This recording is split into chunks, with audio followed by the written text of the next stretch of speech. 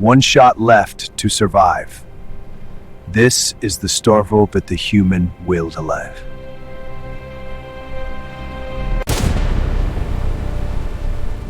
One shot left. That's all I've got. Get bagged. It was supposed to be just another job. Marcus Reed, a wildlife documentarian from Portland, Oregon, had flown over the Alaskan wilderness dozens of times before. But this time, 40 miles outside Fairbanks, the helicopter engine went dead silent. And before he could even react, the aircraft slammed into the frozen tundra like a rag doll thrown by God himself. When Marcus opened his eyes, the pilot was gone, the chopper was in pieces, the temperature was already hitting -20, and he had nothing, absolutely nothing except a pocket knife, a half-dead lighter, 2 protein bars, a thermal blanket, and 1 flare gun with a single shot left in it. No cell service, no GPS, no rescue team. Just him, the howling Alaskan wind, and a decision: panic and die, or think and survive.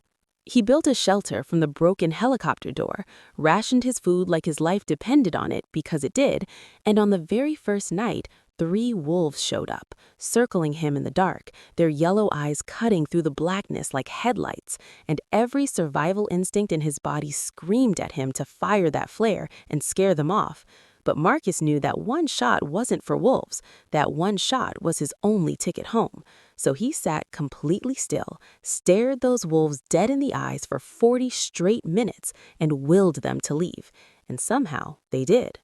By day 3, running on fumes and frozen to his core, he ripped the fuel line from the wreckage, piled on green pine branches, and lit the biggest signal fire the Alaskan sky had ever seen, thick black smoke punching straight up through the gray clouds. And on day 4, when he finally heard the distant hum of a rescue aircraft beginning to fade away in the wrong direction, he raised that flare gun with shaking, frost-bitten hands, aimed at the sky, and fired his one and only shot. And that single red streak against the gray Alaskan sky was enough, just barely enough, to bring that helicopter banking back around. And when the rescue crew pulled Marcus onto the aircraft and asked him how he survived 4 days alone in one of the most brutal environments on Earth, he looked back at the frozen wilderness below him, beautiful, deadly, and completely indifferent, and said, "I just kept making the next decision, then the next one, then the next." And that, right there, is what separates the ones who make it from the ones who don't. Stay back! Bastards! Nothing! Not my watch! Take that! Take that! Keep coming! I've got more!